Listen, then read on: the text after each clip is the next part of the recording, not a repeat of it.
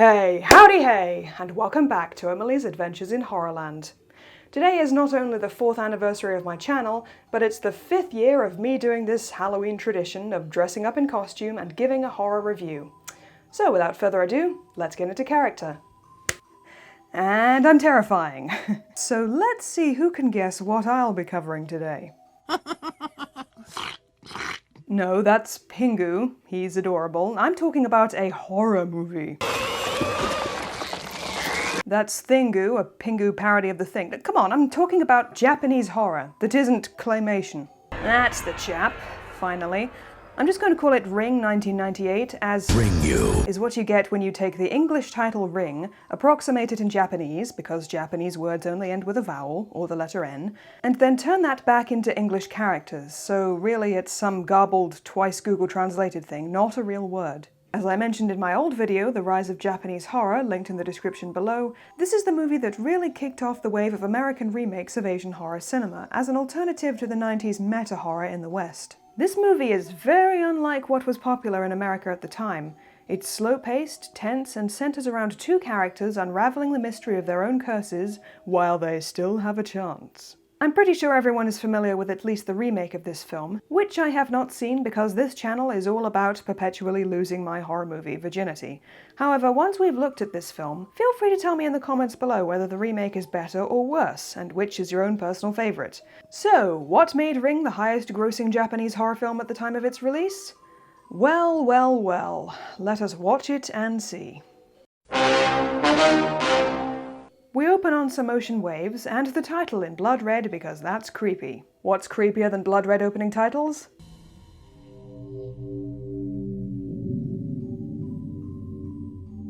Sports! So these two teenage girls are Tomoko and Masami, apparently studying together. But the topic of conversation turns to a cursed videotape glimpsed by a young boy about their age in Izu. それが家に帰ってみたらいきなり女の人が映って「お前は1週間後に死ぬ」ってびっくりしてビデオ止めたら電話がかかってきてその子1週間だって同じ時間に死んじゃったんだって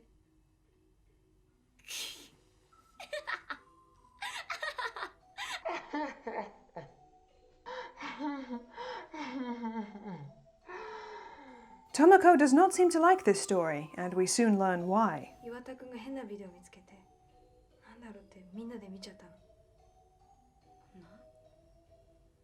言えないけどちょうどそれ見終わった時 Yeah, that's how I'd respond to a story like that. It seems Tomoko merely told that story to freak out her friend, and they can't contain their giggles anymore.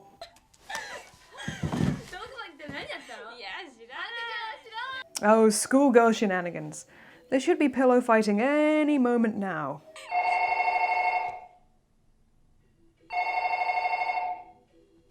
Wait. Oh no. The videotape curse is coming from inside the house! And now Tomoko really does seem rattled, like there was some truth to the story after all. Oh, okay. What joke should I do here? Think, Ambo, think. Fuck it. I'll just do all three.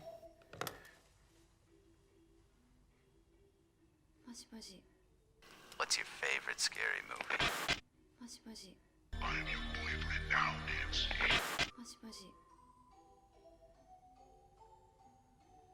No, it turns out it's just Tomoko's mother calling to see how the girls are. Isn't that nice?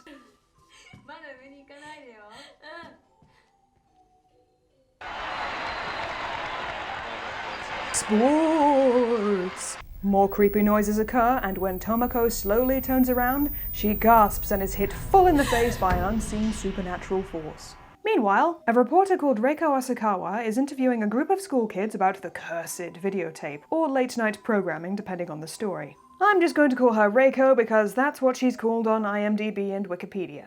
Okay. Already, the film has laid out each step of the curse in detail. Creepy video happens, then possibly a phone call, and then 7 days to live before something horrible leads to your untimely death. This is a good thing to do in horror movies, to set out the rules for your viewing audience. Yes, I know that Wes Craven's Scream was actually explaining the rules explicitly, but that was self-referential horror. We don't talk about that. Anyway, the young people mention a TV channel in Izu which supposedly broadcasts the cursed video, But it's all typical friend of a friend stuff, like most urban legends. Reiko discusses the story with her co-worker, who mentions other malevolent spirits from urban legends. One of them even sounds exactly like Kuchi Sakeona, also known as the slit-mouthed woman, who has her own set of rules. There's a movie about this woman which I've been meaning to see, but the fear she caused was quite real. At one point in the 1970s, for instance, children were escorted to and from school to ensure their safety from Kuchi Sakeona. So it's not that much of a stretch that there'd be a news report about a spooky videotape. Before Reiko leaves work, she finds a newspaper article about the teens who died in a parked car, mentioned by one of the interviewees. It turns out that Reiko herself is closer to the curse than we first thought, because Tomoko was her niece and the cousin of her young son Yoichi. Yoichi is a responsible little boy who helps his mother by laying out her funeral clothes and helping to zip up her dress. He does it so casually that it's obvious Daddy-o isn't usually there to do it. Ergo, Reiko is unattached. At the funeral, Yoichi is sat down beside the funeral arrangement, where he looks at Tomoko's portrait and rubs his forehead. As we'll learn in the sequel film, Yoichi has psychic abilities, so we can assume he's polishing his third eye here, or something. Meanwhile, Reiko finds some classmates of Tomoko's who confirm that she, along with her friends, fell victim to the same weird video at the same time and all died on the same day. One thing I find refreshing about the movie is that at no point does any character shake our protags by the shoulders and insist that there's no such thing as ghosts or monsters. In fact, they're somewhat of an accepted part of life. Reiko the reporter is not trying to disprove the story of the cursed videotape. In fact, she seems eager to see if there's some truth to it. They're still fearful, the characters of course, but it's because of the frightening possibility of their deaths. Possibility.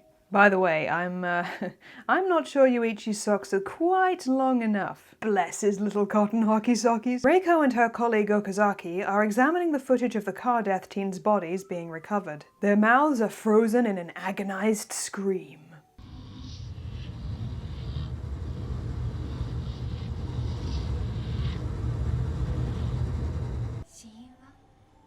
わからない。突然の心臓停止ってことしか。これからエッチしようって二人が一度に死んだってわけだ。 Funny story, in the version of the film I first watched, they said snogging instead of making out in the subtitles, which is a decidedly more British vernacular than I was expecting. Well, they're only holding hands. And snogging.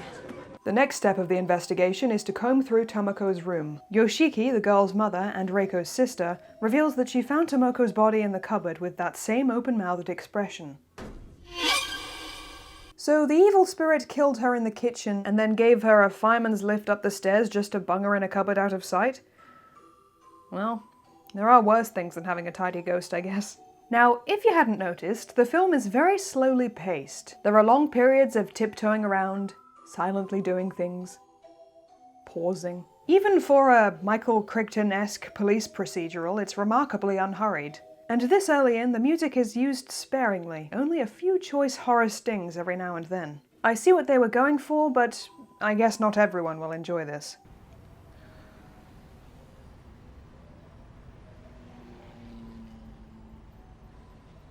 See, even when Reiko comes across this unsettlingly warped photograph of the dead teens from the cabin, all we hear is background car noises. If I were them, I would have asked for a hefty discount from the photo developer. Stormed in there, demanded to see the manager. Reiko journeys to the Japanese equivalent of a center parks in Izu to take a look around.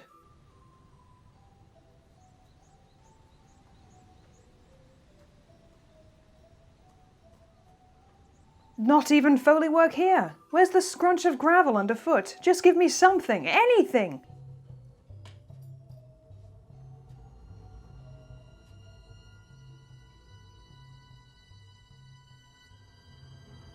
Ah, here we go. A spooky log cabin. お父さんはデブです。お母さんはデブです。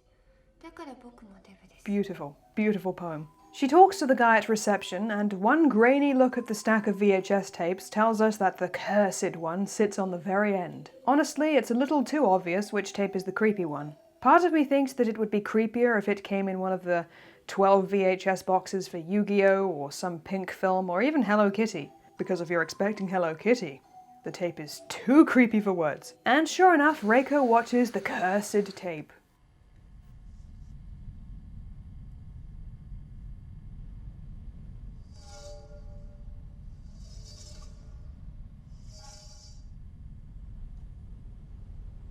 Sometimes shadow's better.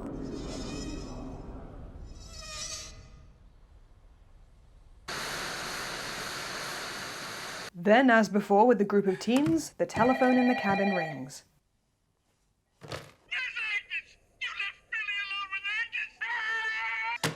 Yeah, I just had to pack one more horror movie phone joke into the review. Go on, hit me, I deserve it. Good thing the clock was there, so she knows what her 1-week deadline is. A day later, Yuichi bumps into a man on the street, and it's awkward. The man then enters Reiko's apartment, and it's immediately apparent, to me at least, that these two had a prior relationship. The way they look at each other, the familiarity, the awkwardness all over again.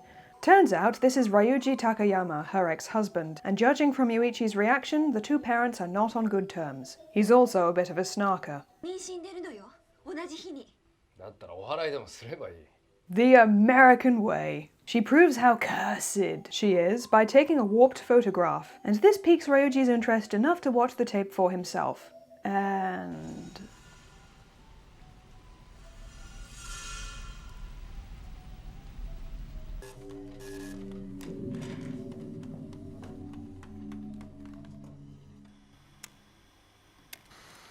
I think something about the tape is different this time. Is it just me? Meanwhile, Ryuji is off doing some algebra, on a bench, as you do, when some white shoes approach and finally a bit of Foley work. He seems to know who the feet belong to, even though the owner vanishes before he can look up at her face. I'll come back to this later. When Reiko and Ryuji meet up again, she's made him a copy of the tape to watch frame by frame this time. They have a few questions, like who is the woman in the mirror, and... この角度から鏡を撮ればカメラマンが映るはずよ。どういうことだ。さあ、プロの技術ならもちろん修正できるけど。It's a vampire cameraman! 噴火。どこの噴火だ。We get a glimpse of Ryuji's student, Takano, as they leave his apartment to watch the rest elsewhere. They do leave for a while, so I assume this student has a key to the place, if you know what I mean. And she plays an algebra prank on him. If there are any maths enthusiasts in the comments section, could you do us a favor and tell us why this is funny? Cheers. At the new location, Ryuji captures the message, "Frolic in brine, goblins be thine," from the videotape. That's almost as poetic as the fat parents thing from earlier, but not quite. I feel like I'm saying the phrase "turns out" more often in this review than Jason Lee in the entire run of My Name is Earl, but the characters are unraveling a mystery here, a la your typical police procedural, so... Turns out, the eruption thing from the tape has to do with Oshima Island, where the dialect form of the Goblins Be Thine couplet comes from. A supposedly psychic woman was said to have predicted the eruption of a volcano there, Mount Mihara. I love it when all the clues come together. Ryuji pretty much takes over the investigation from Reiko so she can spend more time with their son. She agrees and takes him fishing with Grandpa. Aw, how wholesome. But then, Yuichi watches the tape, and now we're super concerned. And the music here works pretty fucking well, actually. Maybe because it occurs so rarely in the rest of the film.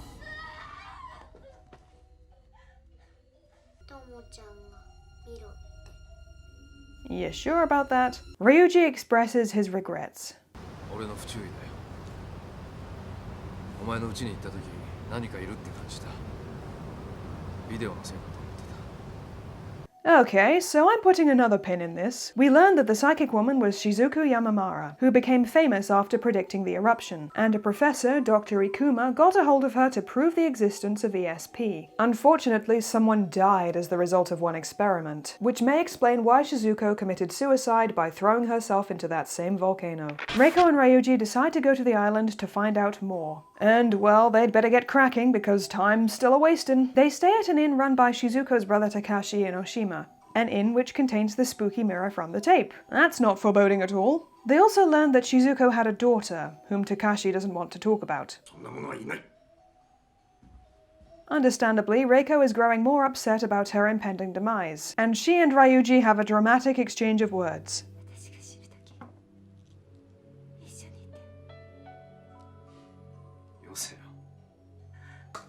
親子揃ってこの地を絶やすか。それもいい。陽一を産んだのは間違いだったんだ。I'm surprised he doesn't actually slap her and say, "Get a hold of yourself, woman." Next day, he approaches the uncommunicative Takashi on the beach. 砂場所だ。毎年何人も仲間が飲み込まれる。水遊びばかりしてると化け物が来る。 Yep, I'm putting another different coloured pin in this one. Takashi still isn't cooperative, so Ryuji finds another way to get the information they need out of him. 静子さんは人の心が読めたんでしょう。僕にも少しそういう力があるんです。 You know, at first I thought he was just saying that to get the other guy to talk, but nope. Ryuji and Reiko by proxy both stick their heads into the guy's pensive and see Shizuko giving her psychic demonstration. Take two. Alright, now I can't lie to you and say there was no build up to this. Ryuji does say a couple of things that, in retrospect, add up to the fact that he has the abilities of a seer. お前なのか。お前がやったのか。俺の不注意だよ。お前の家に行った時何かいるって感じた。こちらです。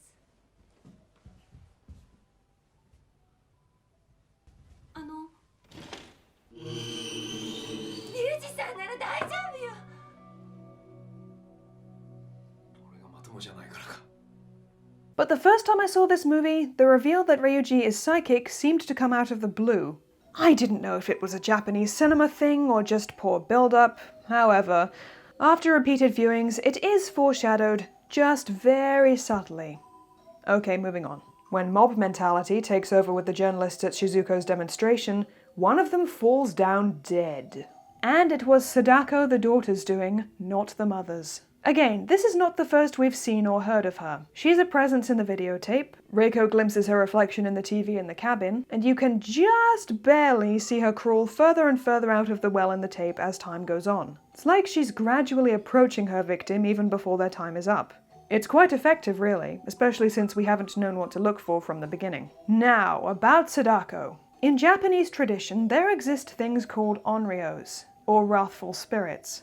They've been around for hundreds and hundreds of years, but they've become a part of Japanese horror cinema for obvious reasons. They're usually women who were treated badly in life and therefore cannot rest in peace after death. Now, Japan has not historically been what you and I would consider a feminist country. Internet writer Louise Hung states that, in societies and cultures where women have largely been subjugated throughout history, the vengeful ghost is a way for women to gain the power, and yes, anger, they are denied in life. It is only in death that Japanese women, and women in many other Asian cultures, can take control of their own fate and existence. So of course they are depicted as monstrous. Sadako certainly fits the description, as she was vilified for her unique powers as a child, and as we learn later, was shoved into a well by her father, surviving down there for many years before she finally perished. I'd be fucking mad too. Also, the film had this cartoony thwack noise added in here. Enjoy. Sadako also looks like an onryo, with her long black hair and white dress, representing traditionally white burial clothes. Her lack of nails are explained by her unsuccessful attempts at escaping from the well, putting me in mind of another popular 90s horror thriller. She is quite different from the Western horror icons, especially the big three. Sadako plays the long game. She gives her victims a week to stew in their own fear and misery, crawling closer and closer in her thoughtgraphically produced video, and finally coming for them, still in her own time. No jump scares. No witty one-liners.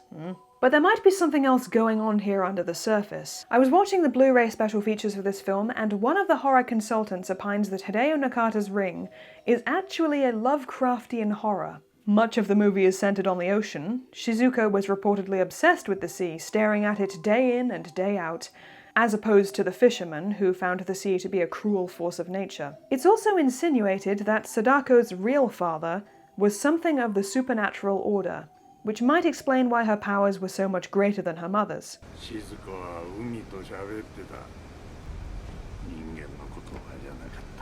Even when Reiko and Ryuji try to get back to Izu, a sudden storm almost prevents them, as if Sadako is deliberately throwing a typhoon into their path. So basically, Sadako is a descendant of the Elder Gods. It's canon. She wears her hair like that to hide the tentacle beard. 「 Sadako は海と喋ってた」 人間のことはじゃなかった。 Even when Reiko and Ryuji try to get back to Izu, a sudden storm almost prevents them, as if Sadako is deliberately throwing a typhoon into their path. So basically, Sadako is a descendant of the Elder Gods. It's canon. She wears her hair like that to hide the tentacle beard.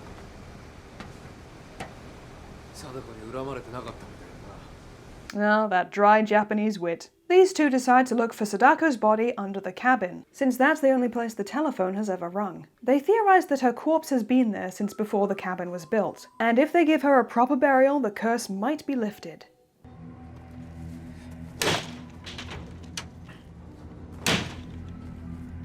They know they're looking for a well because of the tape, but Ryuji tries to attribute it to his psychic powers again. やっぱり糸だ。 Sure you did.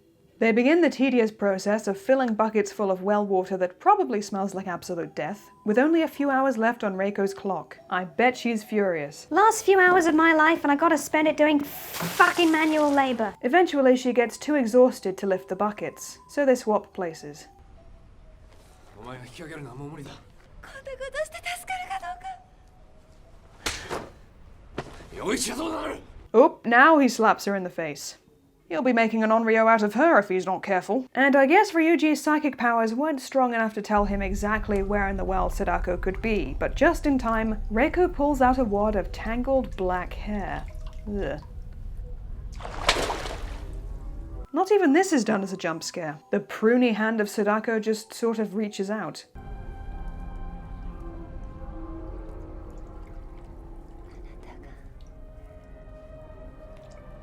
Reiko is so relieved to find the corpse that she cradles and kisses it like it's her own child. Ugh. That's adorable and disgusting. Disgustable. The day is saved, and so Reiko gets to go home. ありがとう。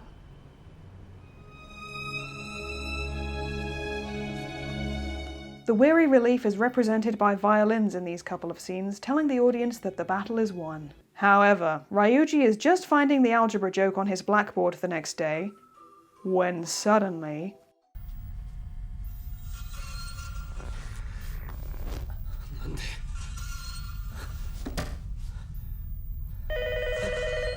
Yup, here she comes, staggering unnaturally towards the eye of the camera. But it's only a videotape, right? It's not like she can crawl right through this screen. Holy shit, we're in trouble!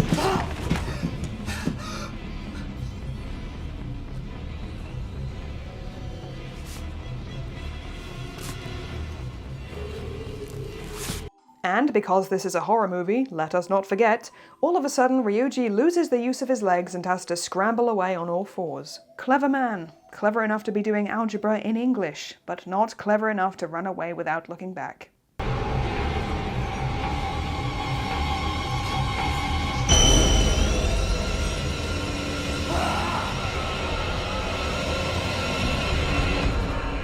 So why did Ryuji die? Well, Reiko figures it out, with the help of that woman from the tape, oddly enough. Recovering the corpse is not what saved her. It was the act of copying the cursed videotape and passing it on to someone else. So to save the life of little Yuichi, she drives to Grandpa's house so he can view it, give the tape to someone else, and continue the cycle forever. That's why it's called Ring, because of the continual nature of the curse. Nothing to do with the ring of light as seen from the bottom of the well in the American remake, although that's some cool imagery, not gonna lie. And that was Ring, a pretty damn good movie in my humble. As I mentioned, it's quite a slow burn if you're used to Western horror, but it's largely a feature of the plot, meant to ramp up suspense. And you can't deny the legacy this movie left. It's pretty much the film which kicked off the trend of J-horror and Asian horror remakes in the US, as well as repopularizing the use of vengeful ghosts.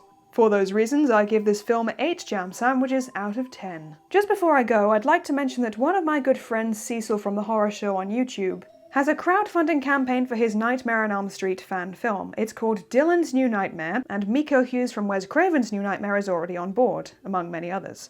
I've provided a link in the description below, so head over and look at the trailer if you're interested. Have a safe and happy Halloween, and as always, thank you very much for watching, and I'll see you next time. Cheerio.